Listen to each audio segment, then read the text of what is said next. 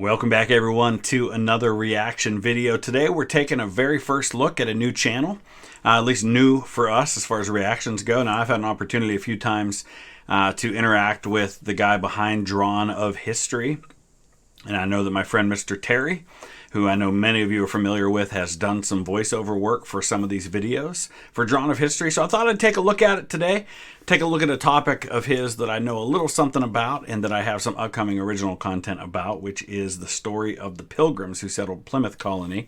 Just got back from a family vacation there. I've got a couple of videos concerning Plymouth that I'll be uploading from our visit there, but I thought I would kind of immerse us in that world and in that history by taking a look at Drawn of History. I'll be very curious to hear your thoughts on his style. It's a very unique style. So some may like it, some may not, but that's how we learn, that's how we grow, that's how we experience new things. So we're going to dive into his story of the Pilgrims. I'll put a link in the description over to Drawn of History if you want to check out some of his other stuff. Like I said, a new channel, just now starting to take off, but I'm sure it's going to explode once the YouTube algorithm picks him up. So let's go ahead and dive in.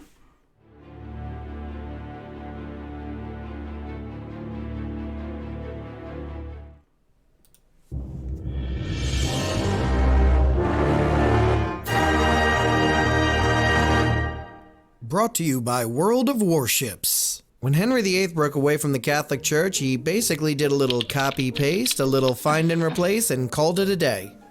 And you know, that's right off the bat, that's true. And a lot of people don't realize that really, in terms of practice, not a lot changed in the Anglican Church, the Church of England, from the Catholic Church. The only real difference was that you no longer had the Pope as the head of the church. You replaced it with Henry, like he said. So now the monarch's the head of the church. Now eventually it grows more and more separate in subsequent rulers, but at least under Henry, very little changed. Still, many, inspired by the ideas of Protestant leader John Calvin, felt that these reforms didn't go far enough. These Puritans favored a simpler, less ceremonial, more community-driven church. They also believed in predestination, meaning God has already chosen who will be saved, making good deeds nice, but not the key to salvation. And that was a Monty Python reference there with that image of God. That's from Monty Python and the Holy Grail. Calvinism is all about the whole predestination thing. Sometimes they were called Baptists or Anabaptists. This is really a significant break from practice of the Church of England, which is the official church of the nation. And so if you want to do something different, whether it's the Puritans, the Quakers, who were heavily persecuted in England about this time, the Calvinists, others, this is one of the causes behind a lot of the migration to the New World. Well, guess we're dead. Yep. Wait, hey, am I going up? Oh man, you are. Wait, you were a total jerk. I know. See you later. All right, just waiting for my turn. Why do I hear boss music? Now, Puritans held hope that the Anglican Church would come to its senses, follow their teachings, and, well, purify itself. But an offshoot of this group was known as the Separatists. They felt that the Church of England was a lost cause and that they needed to, well, separate from it. This made them a pariah from both Anglicans and other Puritans. And this is a pretty common, we talk all the time about how history rhymes. This is a pretty common thing that happens in schisms that exist within the Christian church, but also happens in governments as well. Whereas, where the reformers initially don't want to break away, they just want to fix what they see as broken. Martin Luther didn't initially want to break with the Catholic Church. He wanted to reform it. He wanted to fix it. The colonists in America didn't initially want to declare independence. They wanted just to have their demands addressed, for things like representation before being taxed. Same thing here. There's a group that just wants to fix what they see as broken, but then there are others who say, we can't fix what's broken. It's irrevocably broken, and we need to just start our own. You like that? Even among misfits, you're misfits. In places like Scrooby, they began to have secret meetings to practice their brand of Christianity. And since independent churches in England were illegal at the time, this led to them being fined and later arrested, and once freed, realizing, oh yeah, we gotta get out of here. So in 1607, a group of separatists hatched a plan to flee to Holland, a significantly more tolerant place. Under the cover of night, the men would board a ship and pick up the women and children who were waiting at a nearby creek. But then... It's the fuzz, we gotta go. No! Our women and children! I said we're leaving. No!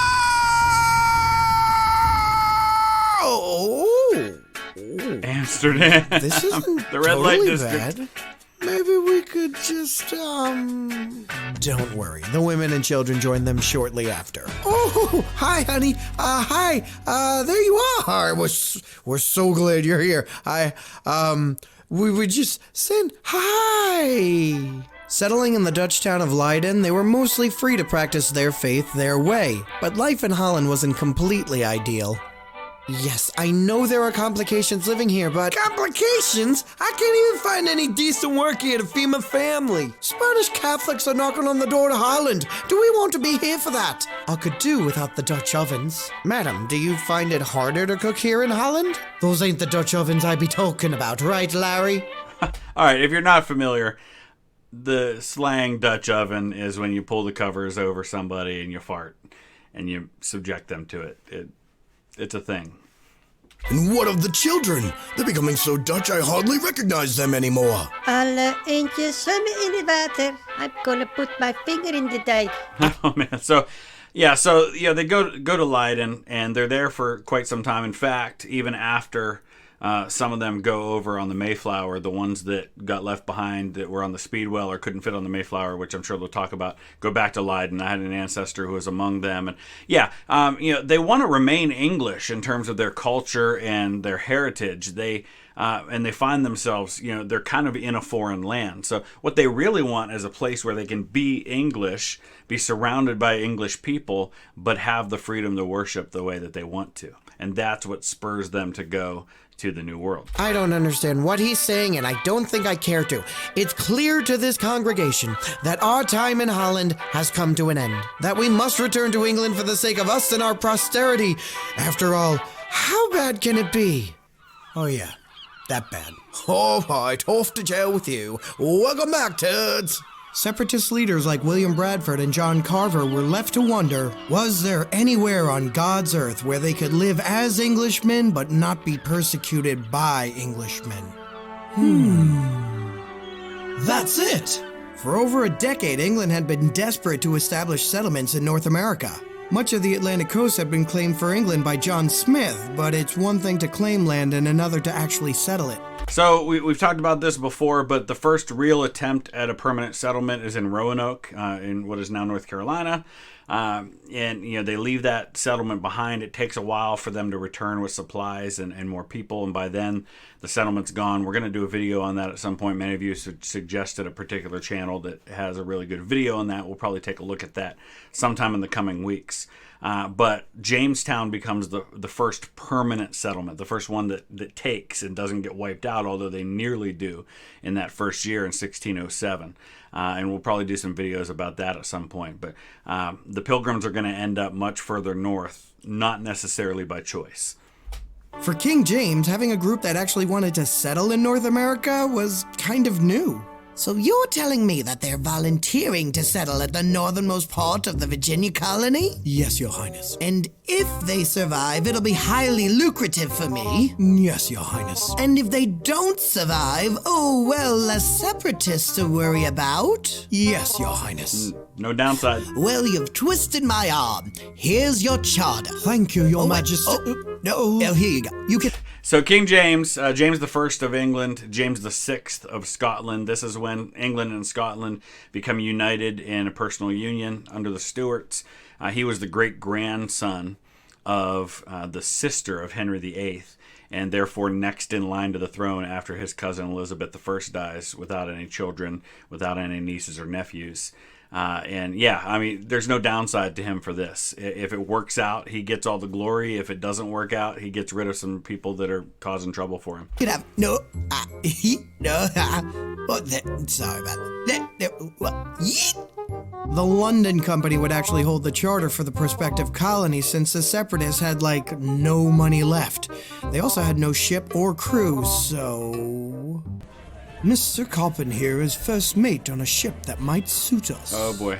I'm Christopher Jones. I'm captain of the Mayflower. Coppin here tells me you're looking for passage to the Virginia colony. Yes, indeed. If it's a fast ship. A fast ship? You never heard of the Mayflower? Should I have? It's the ship that made the Canary Island runs in less than 12 parsecs. So, if you're one of the few people who has not seen Star Wars, it's a Star Wars reference. What's the cargo? Han Solo. 37 separatists, 65 stranger colonists, and a couple of chickens. Alright, you guys have got yourself a ship. Actually, they had two ships, Speedwell. the Mayflower and the Speedwell. And on August 5th, 1620, they My set birthday, sail for tomorrow. America. And quickly noticed a small problem with the Speedwell. So they had to return to port for repairs, but soon they were off again, sailing into their destiny. And the Speedwell started sinking again. That second time, I think they were something like 300 miles into their journey. They're like a tenth of the way there, if not more. I don't know how many miles it is across the ocean from there, but it's a couple thousand. This sets them back. First of all, you don't want to be leaving in August in the first place because that means you're going to be getting there in the fall. It's too late to plant crops. I really don't know what they were thinking. I'm sure there was a reason. I haven't looked into this too much, but then they get these setbacks, and so by the time they're arriving in North America, it's already close to winter time. It's just the worst possible timing. Alright, everybody that wants to go to America, get on the Mayflower. Pack it in. Not to butt, gentlemen. And ladies. Were those cannons I noticed below deck? You bet they were. There's a lot out there on the open seas, what with pirates and Spanish and the Kraken. Then how can I be sure we'll be safe out on the ocean? Because I've trained using this episode's sponsor, World of Warships. World of Warships is the Fun awesome, game. free-to-play naval action and strategy game for PC. You can play as some of the most famous war vessels in history. I'm talking over 300 ships from 10 different nations. And with over 30 million players worldwide, real-time weather effects, and new ships, missions, and other updates, this is the most exhilarating naval experience you can have, short of being on the high seas yourself. How do I know? Well, this used to be me. Look at that beardless freak! Nice. And for new players, World of Warships has this exclusive offer. Sign up with the link in the description and use the invite code BattleStations2020 and you'll get 250 doubloons, 3 days premium account, 1 million credits, 1 port slot, and oh yeah, the USS Charleston, a premium ship. World of Warships has been awesome enough to support Drawn of History, and you can too by trying out their incredible game. Now, back to the video. Finally, on September 6, 1620, the Mayflower alone sailed out of the English port city of Plymouth and into history. So this is a month after they originally planned to leave. So even then, it was still too late if they'd have left when they originally planned to. I've mentioned him before. Thomas Blossom is my 9th great-grandfather, and he was on the Speedwell. He was one of the people who stayed behind. Eventually, they go back to Leiden. He's actually also an ancestor of Barack Obama and George W. Bush, two presidents. And also into a metric buttload of storms. Turns out fall in the North Atlantic was about the worst time for them to try to cross. In one particularly bad storm, it appeared that all might be lost. Oh no, the main beam of the ship is cracked. If it goes, we'll be at the bottom of the briny deep for sure. We will pray to the Lord for deliverance. Forget your praying. Phil, get over here! Now that's a lot of damage! Can you fix it? Flex tape. Still, the storm had veered the ship way off course. Yep. Originally, they were supposed to settle at Governor's Island next to Manhattan. Oh, sure dodged a bullet there. Is that a Dutch ship on the horizon? Oh, what the fart. The Mayflower... So the Dutch end up getting Manhattan, New York. It becomes New Amsterdam for a couple of decades before the English end up taking it. But they were originally headed for kind of the northernmost part of New Jersey. Governor's Island is right there by where the Statue of Liberty is. And they end up all the way up in Provincetown, which is out on Cape Cod. Flower sighted land on November 9th and figured out that they were 200 miles off course, off the coast of modern-day Cape Cod, Massachusetts. Some aboard began to wonder if their charter and responsibilities to their investors were even valid anymore. Haha, we're free to do whatever we want. I ain't gonna let no man command me. I'm gonna keep everything I find. I'm gonna hang the toilet paper under instead of over. No, you can't do that. That should be a crime punishable by death. Hanging the toilet paper under instead of over. Yeah, so they've already arrived really late. It's like around Thanksgiving time today, so like late November they arrive. And then they sit there for weeks trying to figure out what to do. They go ashore around Provincetown out on Cape Cod, but that's not where they're going to permanently settle. They've got to decide whether or not they're allowed to be there because they're not within the realm of the Virginia Charter. So they've got to work that out, which also means, if we're not where we're supposed to be, are we under the charter that we've been given, or are we free to come up with our own charter? And that's what they end up deciding to do with the Mayflower Compact. Enough! We will draft an agreement, a Mayflower Compact, in which we will reaffirm our loyalty to God and King James, and we will establish a civil body politic to create any laws needed for the good of the colony. The first being toilet paper will always be hung in the over position. I don't know who keeps on doing it. We're not savages, people. Amen. Being in the wrong location also meant that they had to find a new place to live. Enter Miles Standish, English veteran and leader of the exploration party. Oh, this shoreline looks promising. Oh, Lord, Miles, there are skeletons in the water. Nonsense, they are merely the fabled tribe of skeleton warriors. Now be quiet, lest you wake them from their slumber. Men, look, I've found sustenance. Miles, don't you think someone buried this corn? Nonsense, that's just how corn grows in the Americas. So the natives there had buried corn, as to store for food supply for the future. But there had been a couple of years earlier to this, there had been this disease that had come through, and I can't remember off the top of my head what it is. I'll cover it when I talk about Plymouth colony in my own videos. But it wiped out a significant portion of the natives in that area, so there were far less there than there had been even a couple of years ago. And initially they make contact with them, and it's pretty friendly early on. And like a lot of situations, the people that will end up kind of benefiting at the expense of the natives actually initially survive because of the natives that helped them.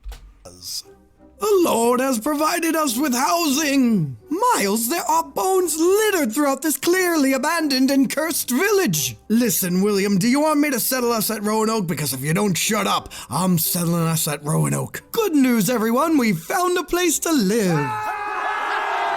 So, in that late December of 1620, those separatists, no, those pilgrims, because I'm tired of saying separatists, and the adventurers they called strangers disembarked the Mayflower and stepped forth into what they would call New Plymouth. Yeah, so they sailed from Plymouth in England, and so they go here, and it's New Plymouth, and just Plymouth is how it's known now. But the place they land, everybody says it was at Plymouth Rock. We're going to tell that whole story when I do the video from my visit to Plymouth Rock in that area.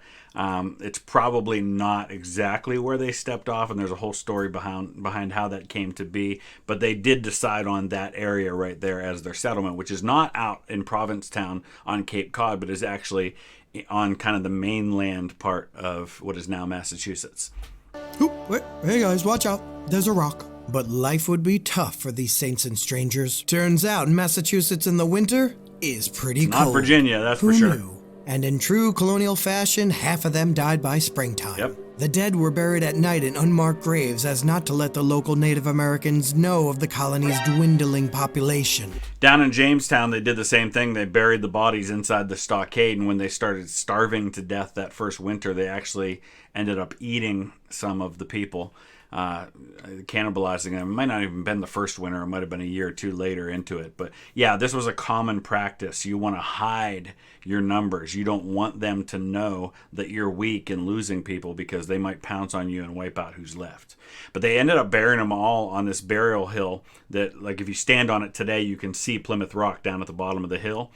And over the years, erosion kind of started exposing some of those bodies, and that's how it was rediscovered where the original pilgrims were buried because erosion started revealing those graves. Speaking of the Native Americans, an Indian named Somerset soon came into the village. Spoke English. Wow, you guys are hosed. I'll be back. And he did come back with Massasoit, leader of the Wampanoag. Jeez, you weren't kidding. They're totally hosed. Massasoit, we have come in peace. Yeah, you got a funny way of showing it, stealing everybody's corn out of the ground. Listen, I got problems too. I got the Narragansett tribes breathing down my neck, and I could use a little extra muscle. You guys got guns? Why, yes, and we have the power of the Lord. So Samoset had actually met some Englishmen in the past and had learned the language, and so that's why he becomes this really important connection, because he can translate, and they ally themselves, and that's where we get the whole story of, you know, that first Thanksgiving and that whole bit. Yeah, whatever. How's about we just come to a little agreement? You need us and we need you. You get our back and we get yours. Deal? And stop stealing food. You're pissing people off. Squanto, he's from around here. He'll show you how to grow your own food. This was your home? Yeah, until I was kidnapped by an English explorer, brought across the ocean, and returned to find everyone dead as some kind of plague. Oh, well, I'm sorry. Oh yeah, then John Carver died. Yeah, they all kind of look like that. Anyway, let me just show you how to grow some corn. So the soil around here, it's garbage. So what you gotta do is you gotta plant your corn and your squash and your bean seeds with dead fish. But we're not trying to grow fish. Well, that's good, because you can't grow fish, idiot. Fertilizer. The dead fish helps the crops grow. Hey, won't the dead fish just eat the seeds? Can't we just feed the seeds to live fish? Does this make the crops taste like fish? No, it doesn't. Would it be a problem if it did? I don't really like fish. How did I ever Me get neither. kidnapped by guys like you? Somehow, the colony survived the first year. And in late September or early October, the harvest was celebrated. All of Plymouth was there. Massasoit came with 90 of his men, and a number of Thanksgiving traditions were established. Plentiful food, not remembering the name of the person seated next to you but being too embarrassed to ask, and 20-pound lobsters that, yes, aren't a modern tradition, but holy moly do I wish they were. Here we dine, saints and strangers, Englishmen and Americans. Our bellies are full, our kin is near, and our lands are peaceful. And good Lord willing, may it ever stay this way. So yeah, and within a decade or so, you've got thousands more people that have come to what becomes the Massachusetts Bay Colony, and the story continues from there. But that's kind of the overview of what happened with the Pilgrims. But like I said, in the coming weeks, you're going to see some video from those sites when we visited there a few weeks back, including our visit to what is now known as Plymouth Pawtuxet, which is a living history place that shows you what the Plymouth colony was like in 1627. A lot of fun. It was a really cool experience that we had going there. We toured the Mayflower II, which is a reproduction of the Mayflower that still sails. We took a look at Plymouth Rock, some of the area there, including the burial hill where the initial Pilgrims died that first winter, where they're buried. That's all coming soon. Let me know what you guys think of Drawn of History. Check out his channel if you want to see more. The link's in the description. Give him a subscribe and a like if you would. We'll see you again soon. Thanks for watching.